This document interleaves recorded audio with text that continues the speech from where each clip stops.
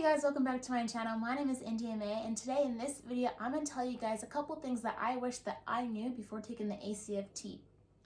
So this is like for all the events. You know there are 6 events. It starts with the deadlift, then it's the hand release push-ups, then the hand release throw, then it's the sprint drag carry, a leg tuck, and then 2-mile run.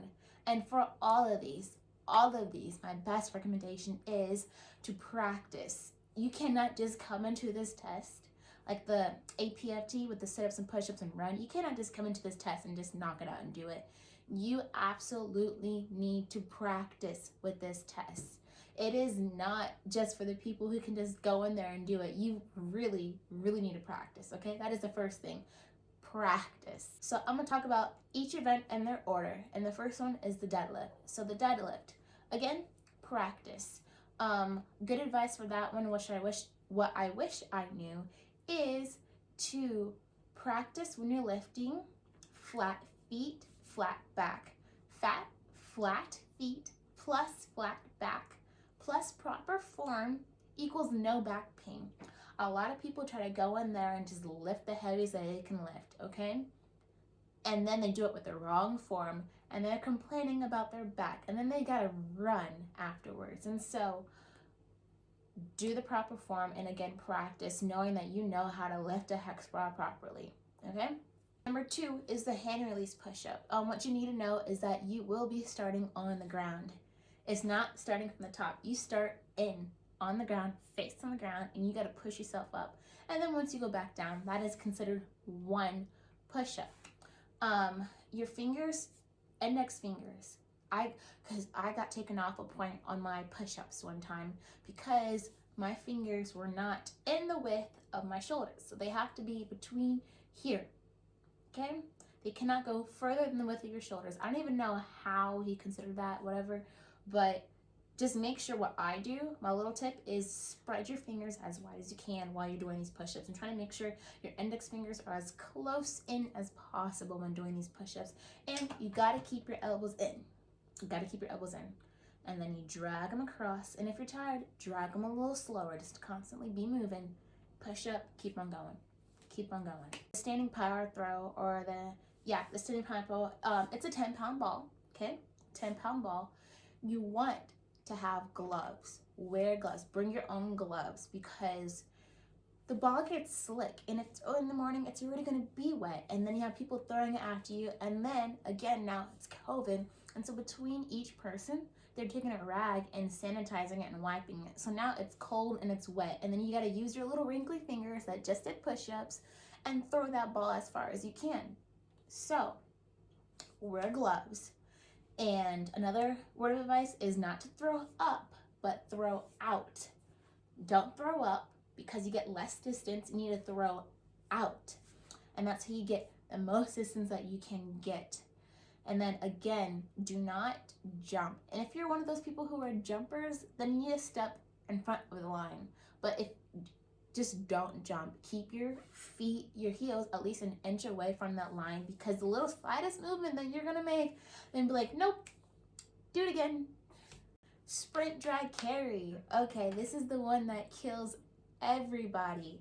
All right, so this one, what I wish I would have known, but until I did it, well, I knew, but this is for people who haven't done this, is you start on the ground in the same position as you're starting the hand release push-up. You start on the ground like this, head to the ground.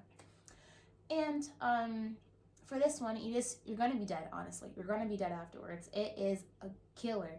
Every time I'm doing this, I feel like I'm gonna throw up in the middle of doing this. And so honestly, you just gotta stay persistent. Do it. Do not throw the kettlebells. You have to place the kettlebells down. When doing the sled, keep your arms tucked in tight, and just keep that weight and just lean back and just bring those legs back. And try not to trip and fall. I've seen a lot of people who are doing this and they fall, or they don't touch the line at one of the ends, and you have to go back and touch that line, which eats up your time. Every second counts, so you want to make sure you do this one right. And the 5th event is the leg tuck. And so the leg tuck consists of arm strength and the core. So we just did the sprint drag carry. Our legs are dead. That's completely fine, because the first time I took this test, my legs were dead. I ended up doing 4 leg tucks. And then when I did it here, I didn't get any leg tucks in. And so good thing that the Army put in an alternate, and it's 2-minute plank. So either way, you need to have core strength to either hold that 2-minute plank or to do this leg tuck. And simple, well, we say it's simple, but I struggle to get it again. Elbow to knee, elbow to knee.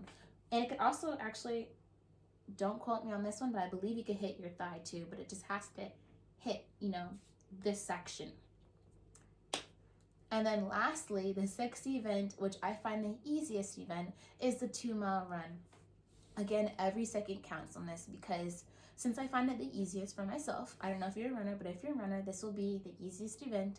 You can gain the most points you can on this event because you have a total of 21 minutes to run it. 21 minutes. And so I knock it out in just about 18 minutes. I think my last one was like 18. So, again, just knock it out as fast as you can. You do get a 10-minute rest between the leg tuck and the run to stretch, to take off clothing, to get into your summer PTs, and just to, get loose and get mentally prepared. It's like, hey, I'm about to run. Fortunately, you cannot be wearing headphones or carrying any device on you that's going to be playing music. So it's just a mental game. Just knock it out, run. Whatever it is for you, just make sure you're mentally prepared to run those 2 miles. So that is my advice for you guys, that which I would have taken before I took this ACFT. And just, again, practice. That is the best that you can do. And I hope that you guys all enjoy the ACFT when it comes official in 2022, when it's going to be officially on our records. And yeah, that's about it. Thank you guys so much for watching. Let me know if you've taken this test and how you felt about it in the comments below. Thank you so much. Bye.